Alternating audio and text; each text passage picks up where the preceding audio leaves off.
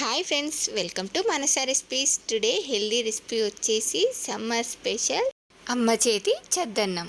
ఈ చద్దన్నంని ఇలా ఎండాకాలంలో తినడం వల్ల మనకు కడుపులో చల్లగా, కడుపుకు హాయిగా కూడా ఉంటుంది.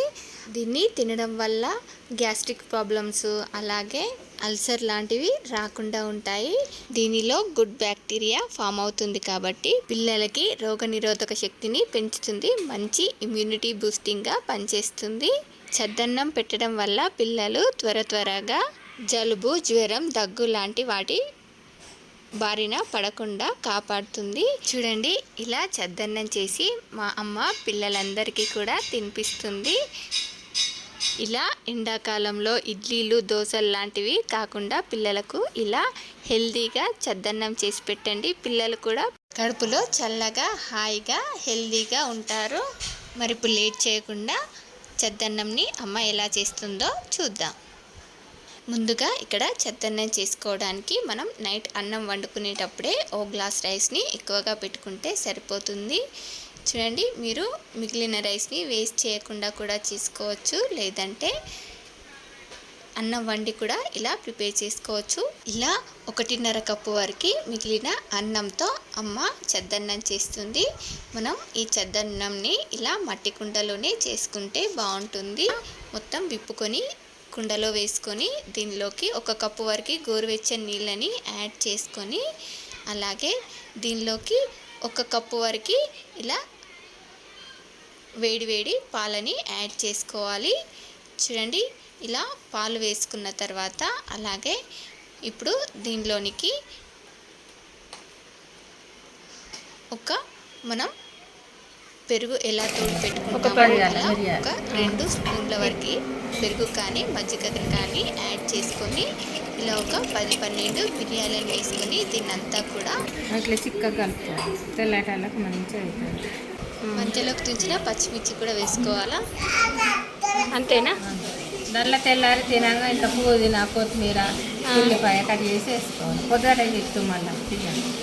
సరే, ఇప్పుడు మూత పెట్టి పక్కన పక్కన చూసారు కదా, ఇలా చేసి నైట్ అంతా మూత పెట్టి పక్కన పెట్టేసుకుంటే మనకు చద్దన్నం రెడీ అయిపోతుంది. దీన్ని మళ్ళీ ఉదయాన్నే చూపిస్తాను. చూడండి, మనకు ఉదయం కల్లా ఎలా రెడీ అయ్యిందో.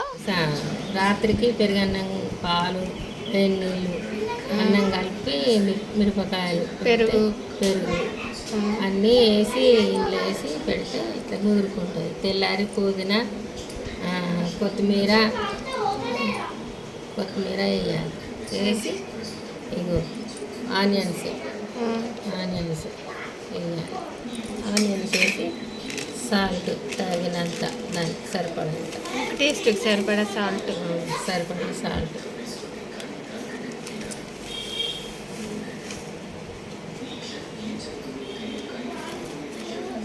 ఒక 1.5 స్పూన్ వరకు సాల్ట్ వేసింది. చూడండి, ఉదయాన్నే ఇలా కొంచెం పుదీనా, కొత్తిమీర, ఆనియన్స్ని మీకు సరిపడా సాల్ట్ని యాడ్ చేసుకొని దీన్నంతా కూడా ఇలా బాగా మిక్స్ చేసుకుంటే సరిపోతుంది. మనకు చద్దన్నం రెడీ అయిపోయింది. చూడండి, దీని గురించి అమ్మ ఓ 4 మాటలు చెప్తుంది, వినండి. నరసకాలం నాడు గంజితోటి అంబాకులు వేసుకొని తింటారు. సలన్నం ఉంటే ఇప్పుడు పెరుగు ఇది చద్దన్నం అయింది.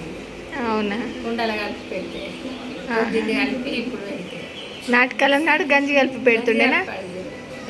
గంజిలు వేసుకొని తింటారు. సలన్నం అట్లా కానీ గంజిలా కానీ వేసుకొని.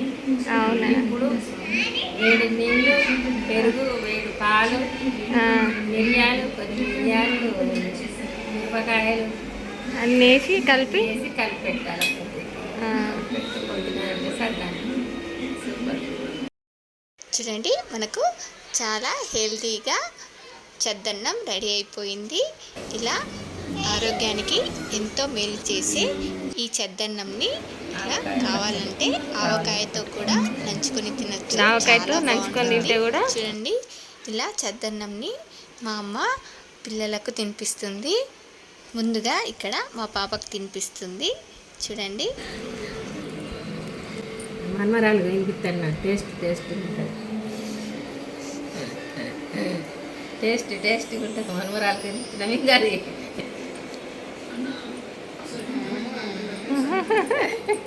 ఎట్లుంది హరిణి? బాగుందా?